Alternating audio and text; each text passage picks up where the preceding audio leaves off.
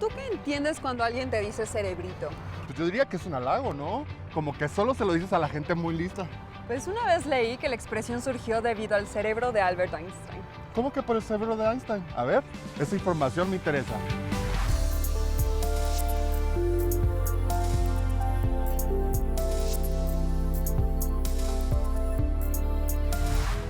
Elemental, chismes de la ciencia. Ay, sí, no me lo vas a creer. Resulta que cuando murió Albert Einstein, el gran científico de todos los tiempos, el famosísimo físico del que hemos estado hablando en varios programas. Sí, lo recuerdo. Un alemán víctima de las guerras mundiales, pacifista, inmigrante, que buscaba la unificación de fuerzas, que por cierto, pelazo. Ese mero, bueno. Pues resulta que cuando murió por allá de 1955, el doctor Thomas Stolz Harvey fue el encargado de hacer su autopsia. Y espérate, no me lo vas a creer. Se robó el cerebro de Einstein. ¿Qué? ¡Qué escándalo! Y no solo eso, lo cortó en 240 partes y las metió en frascos. Y luego las repartió. No, eso no se hace. No, claro que no se hace. No. Fue un escándalo. Y bueno, nadie en la familia lo había autorizado, ni el mismísimo Einstein había dejado algo escrito sobre donar su cerebro o su cuerpo a la ciencia. Pero espérate, el cerebro estuvo escondido por más de 20 años. No, el cerebro más famoso sin ver la luz. Así es, triste. Pero bueno, hay más. ¿Más? Más. No puede ser. Más. El cerebro de Albert pesó 1230 gramos. Y eso es como 200 gramos menos que cualquier cerebro de un adulto normal. Pero era un genio. ¿Cómo va a pesar menos su cerebro? Exacto, de ahí la expresión cerebrito. Un cerebro tan pequeñito, lleno de genialidad. ¿No te gusta? Me encanta. Ya quiero que me digan cerebrito. Si el tamaño del cerebro no importa, ¿qué me dirías para comparar dos cerebros? Bueno, es que depende de qué quieras comparar o medir. Por ejemplo, es evidente que el tamaño del cerebro de una mosca pues no tiene el mismo tamaño que el cerebro de una ballena. ¿No? O sea, eso sin duda, pero si comparas dos cerebros que se supone son parecidos, como entre dos homínidos, como el de un chimpancé y un humano, pues uno esperaría que tuvieran el mismo tamaño o que se parecieran, ¿no? Pues si el tamaño es parecido, tal vez esperaríamos que tuvieran la misma forma o el mismo número de neuronas. O tal vez tendríamos que ver si las neuronas se conectan de la misma manera. O si se activan las mismas regiones del cerebro para hacer las mismas tareas, ¿no? ¡Ay, lo tienes! Ya planteaste varios experimentos para comparar cerebros. Elemental. Y ahora vamos con alguien que sabe del tema para que nos explique más sobre este órgano de nuestro cuerpo. Hoy tenemos como invitada a Patricia Estrada. Ella es responsable de la Sala del Cerebro en Universum. Hola Patricia, buenos días. Hola, buenos días. Muchas gracias por la invitación. Gracias por aceptarla. ¿Podrías platicarnos qué es una neurona? ¿Cómo funciona? Neuronas son las que encontramos en el sistema nervioso. El sistema nervioso está compuesto por la médula, que justo es la que pasa en nuestra columna, y el cerebro, que está pues dentro de nuestro cráneo. Las neuronas son células, son como las células de nuestro cabello, las células de nuestra piel, pero estas células son especializadas, es decir, cumplen una función y su estructura también es distinta a la de otras partes de nuestro cuerpo. Están compuestos por un soma, que es el encargado de concentrar la información, y se comunican a través de impulsos nerviosos. Entonces son como pequeñas descargas eléctricas que se van enviando una a otra.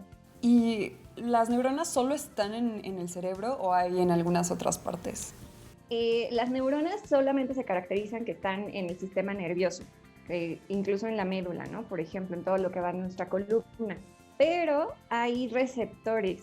Esos receptores son los que envían las señales justo a la neurona. Por ejemplo, tenemos receptores en nuestro estómago, tenemos receptores en nuestra nariz, tenemos receptores en nuestra boca, en nuestra piel. Entonces, estos receptores no se podría decir que son neuronas porque no están con la composición como una neurona, como las células, ¿no? pero sí reciben, o sea, reciben la información y la envían. Entonces, por ejemplo, de alimentos, nuestro estómago, pues obviamente de ahí toma los nutrientes, los procesa químicamente y estos receptores lo mandan al sistema nervioso y se convierten en neurotransmisores, por ejemplo. Los neurotransmisores son sustancias que están en nuestro cerebro, nos hacen sentir felicidad, amor, tristeza y todo eso, pero lo adquirimos justo por la dieta.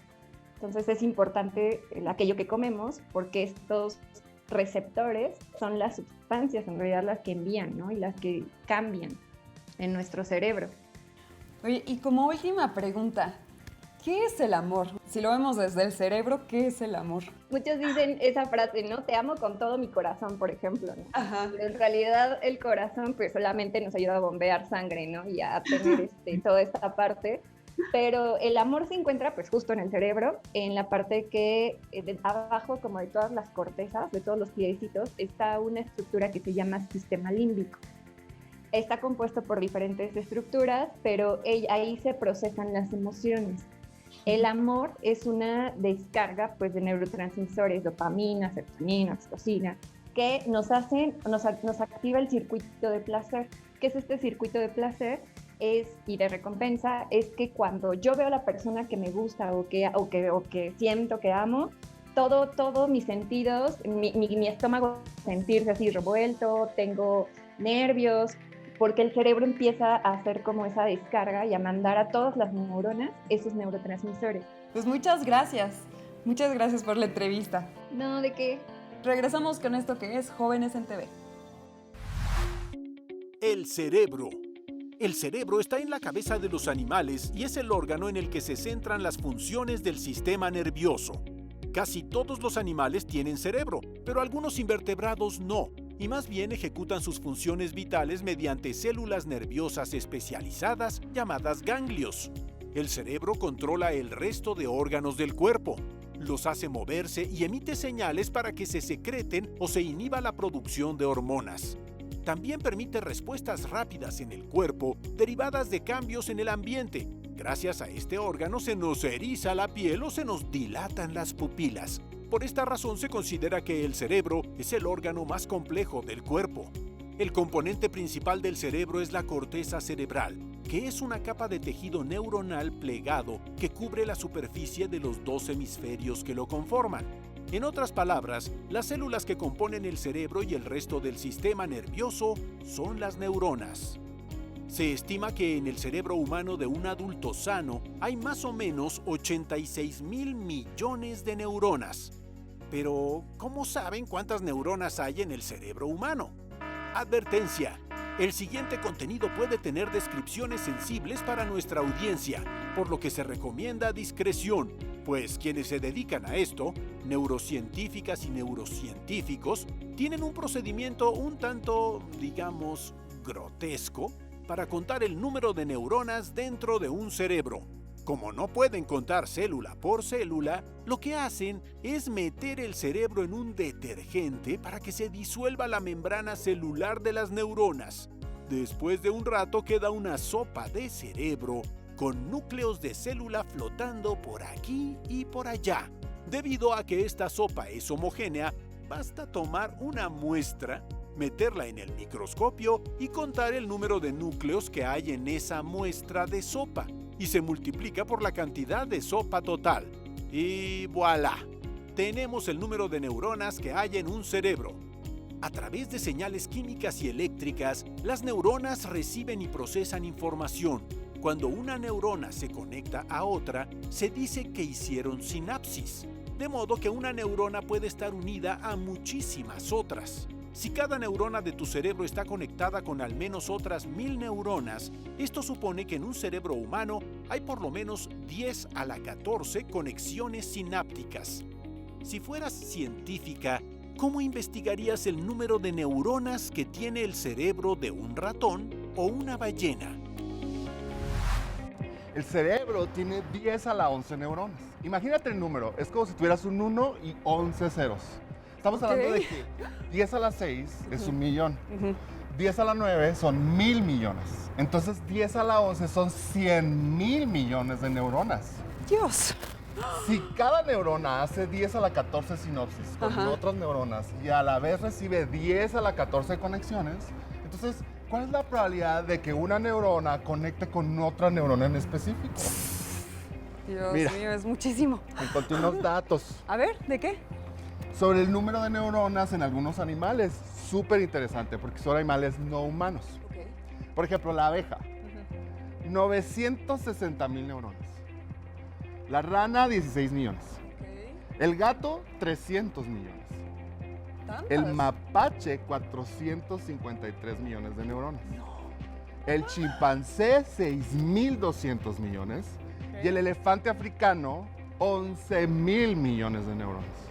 ¡Guau! Oye, ¿pero tú crees que para poder contar las neuronas en los cerebros de esos animales, tú crees que los... ¿Los hicieron sopa? Ajá. Híjola, lamento decirte que seguramente sí, porque es la mejor manera para contar bien el número de neuronas. Pero sí parece que todo el mundo hace lo que quiere con los cerebros de los muertos. Einstein, las abejas, los chimpancés. Mira, no te enojes, no te enojes. Piensa que lo hacen con animales muertos y siempre a favor del conocimiento. ¿A quién no le causa fascinación un órgano tan complejo como el cerebro? Es una especie de seducción por la materia gris, como de zombies modernos científicos. Cerebros, cerebros, brains. Mira, ya vi que no te dio mucha risa mi chistecito, pero mejor vamos con una persona que nos va a hablar más sobre brains. El día de hoy tenemos como invitada a la doctora Karina Simón. Ella es investigadora en ciencias médicas por el Instituto Nacional de Psiquiatría Ramón de la Fuente Muñiz. ¿Podría platicarnos cómo es que funciona nuestro cerebro? El cerebro humano es un órgano del sistema nervioso central.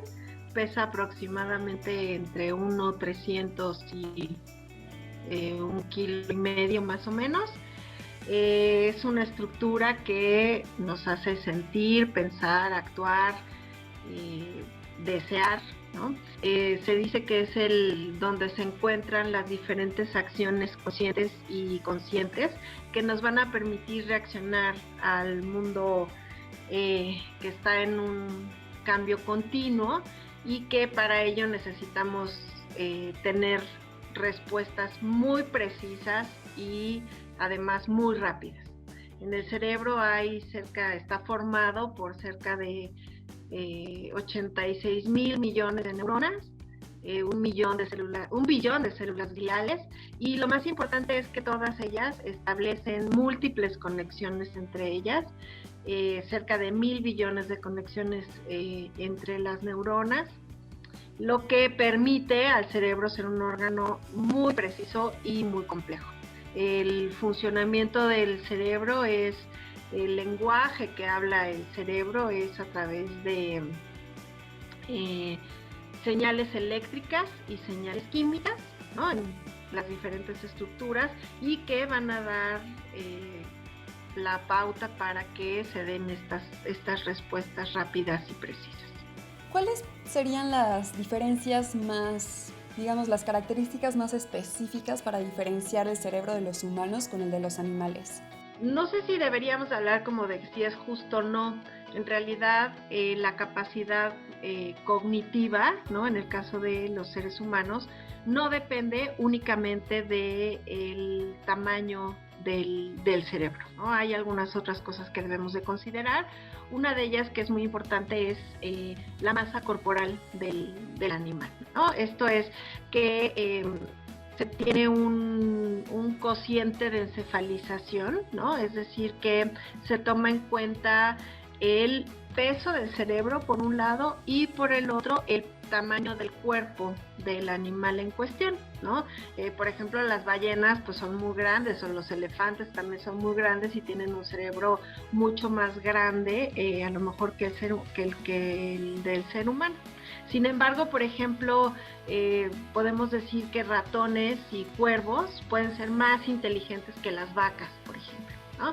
O podemos decir que las abejas, aunque tienen un sistema nervioso muy pequeño o diminuto, son capaces, por ejemplo, de calcular el tamaño o el volumen de la miel dentro de la colmena, o de calcular muchas distancias o de orientarse, de mantener comunicación con el resto de la colmena, o por ejemplo las hormigas, que también son diminutas, pues también tienen una capacidad cognitiva importante. Obviamente no es comparable con la del ser humano.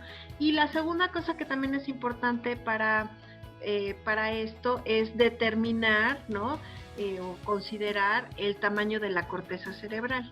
En el caso de los seres humanos, la corteza cerebral ocupa casi el 86% del tamaño del cerebro, a diferencia de primates no humanos, que por ejemplo es del 64%, ¿no? Además, la corteza cerebral en el ser humano está formada por surcos o circunvoluciones, en donde en el interior hay una gran cantidad de neuronas muy especializadas, con un arreglo muy característico, que obviamente le da al ser humano esta capacidad de planeación, de anticipación, de capacidades cognitivas que algunos primates tienen algunas de ellas, pero bueno, pues no todas, no todo el repertorio que tenemos en el caso de los seres humanos, ¿no? ¿El cerebro de un niño y una niña es diferente al de un adulto? O sea, la respuesta sencilla es sí. Si nosotros sacáramos el cerebro, ¿no? Y lo pudiéramos ver de un niño y de un adulto, es exactamente igual. Está formado por 2 hemisferios, está en la base del cráneo, ¿no? Está protegido por 3 capas de meninges, ¿no? que lo protegen y contienen al cerebro y al líquido cefalorraquídeo, y básicamente serían iguales. ¿Cuál es la diferencia? ¿No? La diferencia radica en que cuando nacemos tenemos toda la maquinaria, todas las neuronas, todos esos billones de neuronas están ahí adentro. Sin embargo, no han establecido las conexiones sinápticas entre ellas, ¿no? Y este proceso no es un proceso que sea de la noche a la mañana. Hasta hace algunos años se describió que el cerebro humano termina de desarrollarse hasta los 21 años. Entonces, por ejemplo, todos los jóvenes que nos están escuchando están todavía con un cerebro en desarrollo, ¿no? Y entonces ahí es como súper importante todos estos 21 años en donde se desarrolla el cerebro, en donde se establecen de manera paulatina las conexiones sinápticas entre todas estas neuronas y hacen que tengamos ya un cerebro completamente desarrollado y especializado. Obviamente es así como un mensaje para ellos, en donde, pues por ejemplo, cosas como el alcohol, las drogas, son de vital importancia o que pueden interrumpir o no favorecer el desarrollo óptimo del cerebro, ¿no?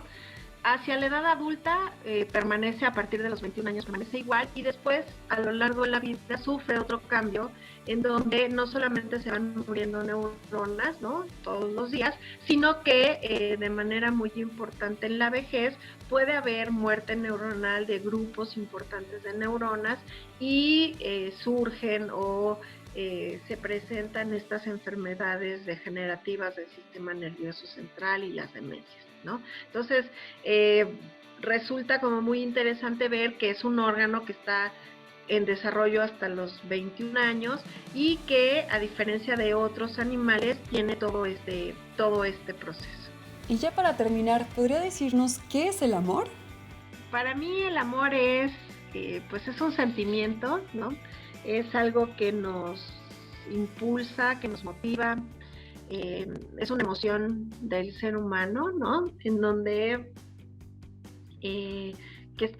se forma, ¿no? En función de esta necesidad de vincularnos con alguien más, ¿no? Y al decir vincularnos con alguien más, vamos a hablar desde el amor de una mamá, pues, o de los padres por los hijos, entre parejas, cualquier vinculación, ¿no? Que podamos tener con las personas. En relación a lo que hemos estado hablando en cuanto al cerebro, bueno, pues hay diferentes estudios realizados de manera formal ¿no? En donde se sabe que el amor se integra en diferentes circuitos cerebrales, ¿no? Y no solo eso, sino que provoca la liberación de diferentes neurotransmisores y sustancias dentro del cerebro, y que además no es una cosa continua, sino que el amor pasa por diferentes etapas, ¿no? Creo que ahí podríamos estar hablando de eso un buen rato, pero creo que para fines prácticos pues yo lo dejaría como en esto, ¿no? Y en que el cerebro juega un papel muy importante en la integración de este sentimiento. Pues le agradecemos mucho por esta entrevista, en verdad. Y regresamos con esto que es Jóvenes en TV. ¿Cómo ves? ¿Te parece que comparar la cantidad de neuronas entre dos cerebros es mucho más justo que comparar el tamaño del cerebro por su peso, para luego decir que un animal es más listo que otro? No sé, todavía tengo mis dudas. Creo que tal vez tiene que ver con la cantidad de neuronas que hay dentro de cierto volumen de cerebro. Algo así como la densidad de neuronas. Tiene muchísimo sentido eso que dices. No importa el tamaño del animal, no importa el tamaño del cerebro así solito, sino la relación que hay entre el número de neuronas y el volumen que ocupa el cerebro, ¿no? Ismara, oficialmente eres una cerebrito. Es que si la inteligencia solo estuviera determinada por el volumen del cerebro, pues el cerebro de un elefante o el de una ballena son mucho más grandes que el de los humanos y no son más listos. O bueno, no se expresan artísticamente o hacen matemáticas como si lo hacemos los humanos. Sí, en eso coincido, ¿eh? Y ahora que justamente mencionas el arte y las matemáticas, ¿has oído hablar de redes neuronales artificiales? No, pero como que me puedo imaginar por dónde va la cosa. Seguro que sí. Son modelos computacionales que su funcionamiento se inspira justamente en la actividad cerebral. Existen unos nodos llamados neuronas artificiales unidas a otras neuronas artificiales. En esa red se transmite información, pero dependiendo de la neurona que atraviese, la información de salida cambia. Recuerda que los nodos con neuronas artificiales se programan. Ok, suena un poco complejo, ¿no crees? No tanto, ¿eh? Digamos que cierta información entra en la red, algo ocurre adentro y ¡pum! Tenemos unos datos de salida. Pero ¿cómo que algo ocurre? No entiendo. Mira, es que depende de para qué esté programada la red. O sea, cada red neuronal resuelve problemas distintos, son como cerebros, por ejemplo. Pueden servir para encontrar patrones o para clasificar cosas, para optimizar rutas o para predecir soluciones a problemas. Ok, entonces las redes neuronales no resuelven cualquier problema, sino que solo resuelven el problema para el cual están programados. ¡Ay, punto para el cerebro humano! 1000 puntos para el cerebro humano, pero mientras vamos a preguntarle a alguien que sepa más de redes neuronales. El día de hoy tenemos como invitado al doctor Fernando Ángeles Uribe, que trabaja en el Instituto de Astronomía de la UNAM. ¿Qué tal, Fernando? Buenos días. ¿Podrías explicarnos qué tanto podemos comparar el cerebro con una computadora? Realmente no hay mucho punto de comparación. Esto es todo un dilema, porque hay mucha gente que insiste que es una computadora. El mismo Alan Turing insistía en que se podían simular los procesos mentales con una computadora, pero los procesos son muy distintos. Una computadora es un sistema binario, trabaja con unos y ceros. Las células del cerebro trabajan con estados más bien bastante continuos. Hay detalles muy críticos. En la computadora hay un CPU, una unidad central de proceso. En el cerebro no hay una unidad central de proceso, el proceso se distribuye en todas las neuronas. Y tal vez este comentario pueda causar escozor en algunas gentes, pero el cerebro realmente no tiene una memoria en el sentido computacional. Tiene un mecanismo de recuerdos, pero no una memoria en el sentido computacional. Ya, si te quieres ir muy, muy profundo a una respuesta muy, muy oscura, hay teoremas matemáticos que impiden que las computadoras resuelvan cierto tipo de problemas, que aparentemente el cerebro sí puede resolver. Y eso es todo un tema de debate muy importante. Entonces, no hay mucha comparación entre los dos sistemas. Son muy, muy distintos. ¿Y cómo es que funciona una red neuronal? ¿O qué es primero? Ok, la red neuronal Esto está basado en los trabajos de unos señores, que intentaron emular el funcionamiento de una neurona primero. ¿Qué hacen las neuronas? ¿No? Hay un artículo muy famoso que sacaron estos señores en donde explican a detalle el modelo que ellos crean de una neurona. Una neurona, en pocas palabras, es un sistema de clasificación. Punto. No hace más que clasificar cosas. Tiene muchas entradas, tiene una salida.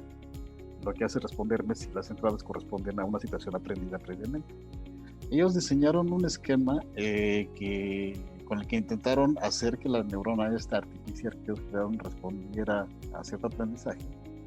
Lo lograron y desafortunadamente uno de sus colegas sacó un artículo demostrando que las neuronas no podían hacer ciertas operaciones que el cerebro sí puede. Esto retrasó el desarrollo sobre las redes neuronales, sobre las neuronas artificiales, hasta hace relativamente poco tiempo que rindió, a principios de los 2000. Y una red neuronal lo que es realmente un arreglo de estas neuronas artificiales para emular las redes conexionistas que están distribuidas dentro de nuestro cerebro. Casi todos los desarrollos fuertes de inteligencia artificial actualmente están basados en redes neuronales artificiales. El Deep Learning, la máquina esta que ganó el juego de Go, todas estas cosas están basadas en este esquema. Y ya para terminar, hay una pregunta. ¿Qué es el amor dentro de todo esto del cerebro? Esto es una pregunta complicada por naturaleza misma de la pregunta, pero digamos que viéndolo del lado científico solamente, el amor es una respuesta interna de tu complejo reptiliano hacia la necesidad de reproducirte, que es para lo que uno está programado. Si has leído El amor de ¿cómo se llama el libro de Eric Fromm? Donde te describen diversos tipos de amor. En realidad todos los tipos de amor son reproductivos. El amor a la madre, el amor al padre, el amor a los hermanos, el amor a mis hijos, tienen una carga reproductiva. Entonces es muy curioso. La naturaleza es muy, muy ingeniosa, muy ingeniosa. Y lo que hizo fue meter un programa que no se puede borrar, no se puede alterar, que lo que hace es que tú te preocupes toda la vida por reproducir. Ojo, reproducirse, uno dice la palabra reproducción e inmediatamente se imagina cosas que no tienen que ver. La reproducción es un proceso muy complejo. No nada más es la parte sexual o la parte de la pareja. La reproducción es un proceso muy, muy, muy complejo. Siendo un proceso tan complejo, el programa que está grabado aquí adentro es muy complejo. Y esa necesidad de mantener a la persona amada junto a uno, justamente es un programa que no se puede modificar. No hay manera racional de alterarla para mantener el proceso reproductivo. Pues muchas gracias, Fernando, por esta entrevista. No, fue un placer. Regresamos con esto que es Jóvenes en TV. Ernesto, ¿tú piensas que usamos todas las neuronas de nuestro cerebro? Yo creo que sí, ¿eh? Si no, ¿como para qué tendríamos tantas? ¿Por? Es que no sé. Vi una película en la que decían que solo usábamos el 10% de nuestro cerebro. Y cuando la protagonista usó el 100% de sus neuronas, cosas raras empezaron a pasar. No sé, estaba más atenta, no dormía, movía cosas con la mente y otras cosas por el estilo. Bueno, es ciencia ficción, ¿no? Recuerda que cambian un poco la realidad para que parezca creíble. Si no, pues no sería ciencia ficción. Sí, lo sé, pero sonaba loco y un poco atractivo. Me imagino que sí. Lo que todos podríamos hacer como para que el cerebro tenga mejor rendimiento es comer bien y beber agua. Esos son los combustibles suficientes para que el cerebro haga bien sus funciones. Para caminar, hablar y estudiar matemáticas se necesita energía. Y esa la obtenemos de los alimentos. De acuerdo. ¿Y sabes qué más? ¿Qué? Que ya se acabó el tiempo. Así que déjame decirles a nuestras amigas y a nuestros amigos la pregunta que siempre les hacemos al final del programa. ¿Qué es el amor? Buenísima pregunta, ¿eh? No olviden poner el hashtag elemental para poder encontrarlos en sus redes sociales. Pueden escribir lo que quieran sobre el tema del cerebro o del amor. Nos vemos. Nos vemos.